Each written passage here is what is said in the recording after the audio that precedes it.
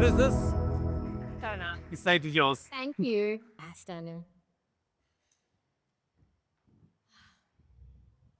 I have an enduring memory of sitting on the couch with my father when I was about 8 years old.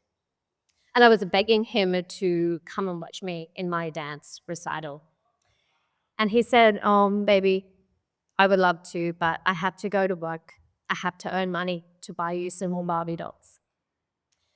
And I said to him, Dad, I have plenty of Barbie dolls. I don't need any more Barbie dolls. I just want you. I just want you, Zed. And all of the begging in the world did not get him to my nuts but once. And you can psychoanalyze me later.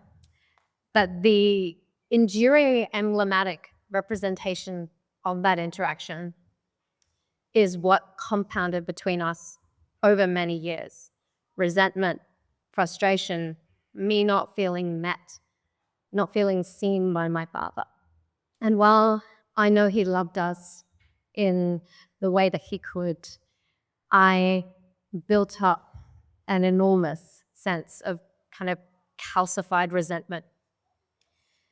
And he had a stroke a few years ago, and this shifted everything. Well, I can acknowledge that he put my family through a lot of trauma. What I was confronted with in this time just changed my entire life. He had to be put into an assisted living home because he went from this larger-than-life man into a wheelchair-bound, could barely speak man. And I would visit him as often as I could, and I would bring my energy, and I would try to connect with him and get some fatherly love. And he would meet me with indifference. He would meet me with almost this sense of coldness. And I started to just get so stressed about these visits, and I talked to my friends about it and say like, oh gosh, every time I go, I just feel horrible. I just feel like he doesn't see me and all of those sorts of things. And one of my friends suggested, maybe I shouldn't go as much, shouldn't go visit because it's stressing me out so much and it's not good for my mental health. But then another friend said to me, what if you were speaking to your dad on his deathbed? What would you say? And I was actually going to see him the next day. So I went into the home the next day with that question in my focus. And I went into the dining room, sat next to him, and he wasn't eating, so I started to hand feed him. And in that moment, it hit me like a bullet train that I had already lost him. Over months, over a couple of years, I had lost my father, and I hadn't realized that. And in that moment, the words came out of their own volition. And I leant in close to him, and I said, Dad, thank you for everything you've given me. And he looked up at me, and his eyes just, like tears streamed down his face. He's racked with sobs, and I've barely seen this man cry in his life. And he was crying, and he couldn't speak. And he just put his hands in front of his chest in prayer position and said, thank you. And he was just, in that one moment, he and I were the original father and daughter connection. All of the resentments just flew away. And for me, I now call this deaf love.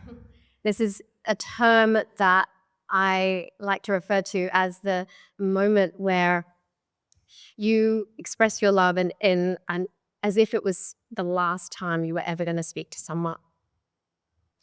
And I would just like to invite you all into a very brief moment of this. So if you feel comfortable, please close down your eyes.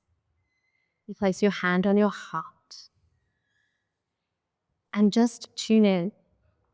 Is there anybody that you have any thread of resentment towards? What is it that you would say to them right now if it was the last moment that you had together? Maybe it's thank you. Maybe it's I see you. Maybe it's I love you. And take a breath and just let yourself feel into the space that's there. Let yourself feel into what it is to not need to be right. And please crack open those eyes again. The poet Rumi once wrote, out beyond the ideas of wrongdoing and right doing, there is a field. I will meet you there. That is where death love lives, and I would like to see you all there.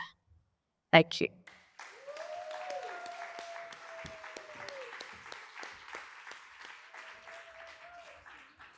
Beautiful. Thank you so much. Yeah, yes, sir. So good. So good.